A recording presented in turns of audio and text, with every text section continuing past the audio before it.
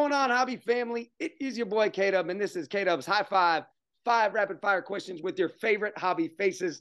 And today I bring in, now I know, the youngest guest that I've ever had on a High Five, but he is not young in the hobby by any means. My good friend, Brody the Kid, at Brody TK on Twitter and Instagram. How's it going, bro? What's up, K-Dub? I'm excited to be on the show. I'm excited to have you, man. I mean, you're a busy man with your basketball season, your baseball season. I'm glad that we finally found a sliver of time to get you on here. Yeah, I'm excited. Yeah, it's been really busy. Basketball especially was really hard. And baseball gets a little bit calmer during Oh, yeah. baseball. A little bit slow. Well, not now with the pitch clock, man. It's going to be a fast game for you. Yeah, that's true. Yeah. Oh, well, how it's going to work, man? I got 5 questions, all hobby related. I'm going to throw them at you one right after another. Ready to take on the high five? Let's go. All right, man. First question. I know you as Brody the Kid, but maybe not everyone knows you as Brody the Kid. Would you kind of like introduce me or introduce the viewers a little bit to kind of who you are and what you feel like kind of your role is as far as the hobby goes? I'm kind of like the kid specialist, hobby kid specialist.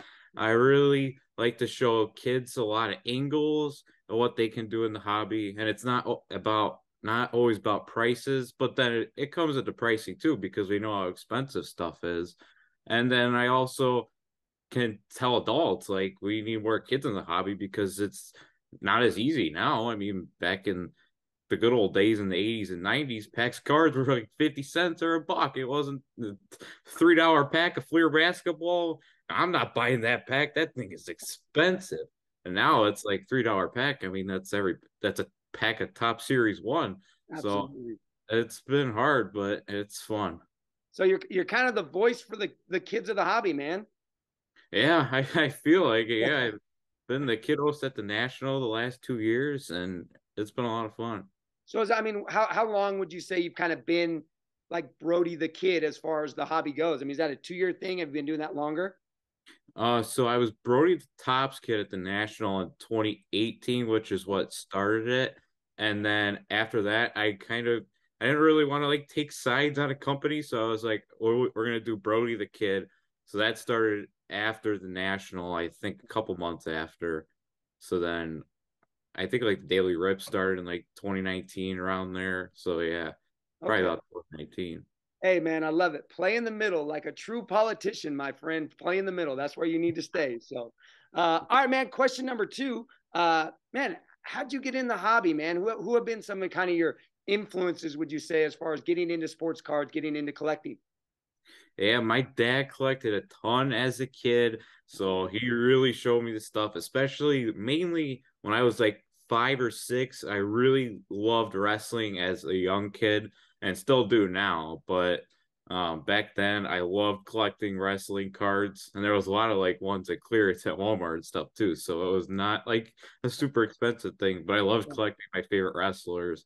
And then as I got a little bit older, started watching sports obviously. And yeah, then I was like, well, where's the football cards? Where's the baseball cards? Where's the basketball cards? No doubt, no doubt, man.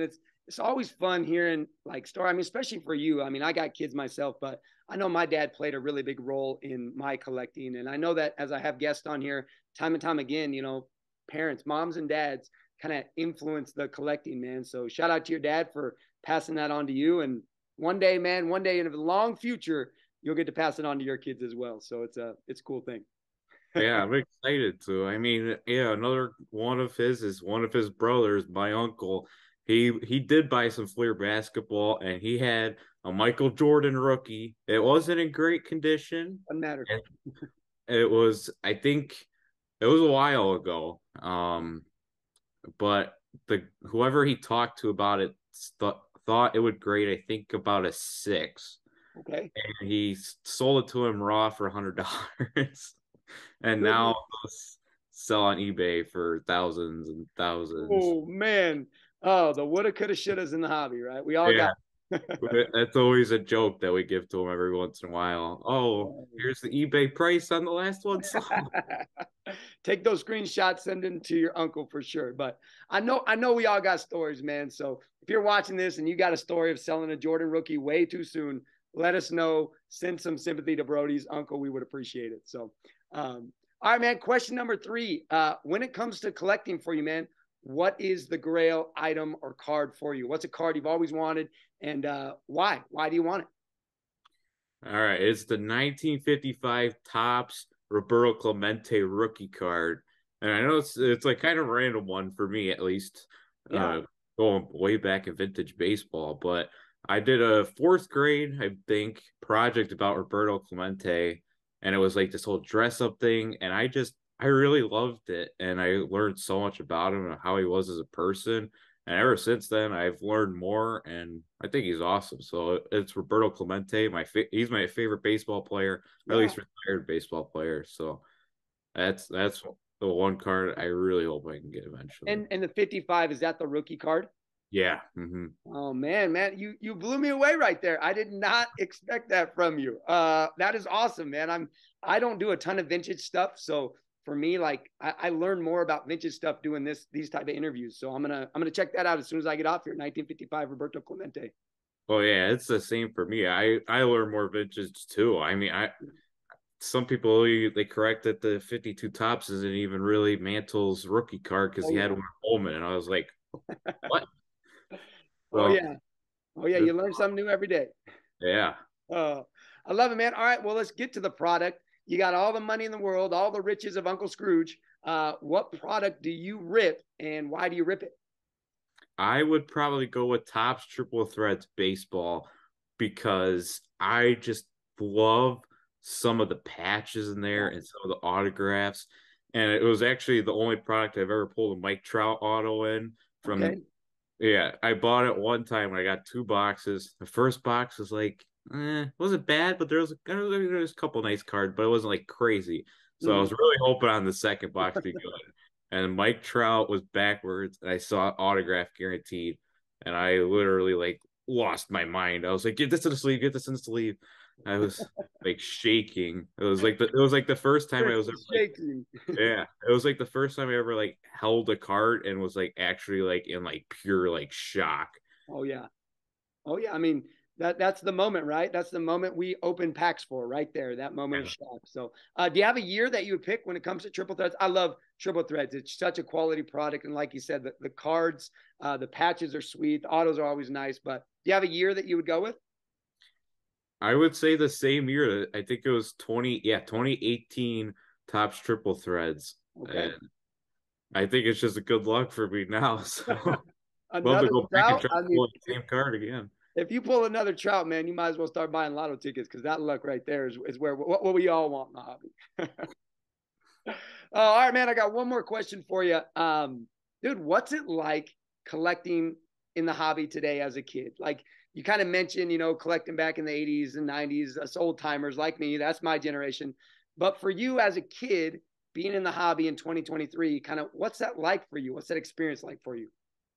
Oh yeah, like you said, it's a lot different. And I think like one of the main things that we see now is really like a lot of like YouTubers and stuff like that, and even like streamers on like tons of different apps, but a lot of YouTube channels that kids like and just watch, like random pack videos is a huge one and stuff like that, and or higher end boxes that they get to watch even if they can't buy any. So yeah, I mean, yeah, it's a lot different. There's so many different things you could do. I mean, breaks, you could watch interview like this, right now with me talking. You could watch people open cards just for themselves. So like there's a ton of things you could do. And you could buy cards and trade cards and sell cards. There's so much you can do now. It's Absolutely, crazy. man. I forget, man, that like your guys' generation is the YouTube generation. And, Yeah. Mhm. being able to watch box being open, being able to watch packs being open, I mean, that's stuff we used to sit and do as a kid in a cart shop. But now you guys can do it from the comfort of your own home, even if you don't have an LCS near you. So I totally forget that. I mean, I know that with gaming, but I forget that's a factor in cards as well. Yeah. Yeah, I mean that's one of the main reasons that I like started like kind of like getting into the mindset of always staying a little connected with Yeah. cards because it was just so easy on YouTube to watch. There's so many people you could watch. Yeah. Oh yeah, no doubt, man, no doubt. All right, hey, I got one bonus question for you because hey, I got Brody the kid here. He's going into his baseball season, but like for you in life, man, as you look forward, like what's next for you? Like what's the big goal for Brody the kid when it comes to the hobby? I don't know, man. It's a tough question, but I mean that Roberto Clemente card will be coming soon. But yeah, I really want to just keep doing what I'm doing, and hopefully it just keeps getting more fun, and it stays fun, can help get more kids into the hobby, and hopefully eventually maybe I could start hearing the phone for some job opportunities. Well, hey, man, if you are watching this from any of those companies, man, drop a comment. I will let you know how to get a hold of Brody's dad, and we can get that internship somewhere, man. So let's make it happen, dude. Because I mean, you're definitely like I said, you're the voice for kids in the hobby. I've known you since I think you started doing the national stuff, and I just really appreciate you, man. So keep being a voice for the kids, man. They need it. Thank you so much. That actually it really means a lot, man. Thank you. Yeah. Well, hey, man, we cleared it, man. We got a high five. Throw it up. Boom. Throw it up for me. Boom. All right. Hey, you can follow Brody on YouTube, Brody the Kid, also on Twitter and Instagram at Brody TK. Also, please subscribe to the channel. Smash that sub button. I don't know if you want to turn the little ding on as well. Every Thursday at noon, I drop videos for the high five. Also, shout out to the high five endorsers this year, Buck City Breaks, Rack of the Day on Twitter. If you want to follow me on Twitter at Mr. K-Dub. Hey, Brody, thanks so much for joining me, man. Appreciate you. I always say be the good, man, but I really believe that you are the good for the future of the hobby and for the kids in the hobby. So keep it up, bro. Thank you so much. And one more thing I just have to say is Yes. that I dropped my hobby life's in the back. I had a huge episode with Tyrus, who is a former WWE wrestler. If you guys Okay. can go check that out, please, on Hobby Life Show on YouTube. It was awesome. And then there is one more thing. I think this is what you thought about. Peace out. There it is. Y'all take care.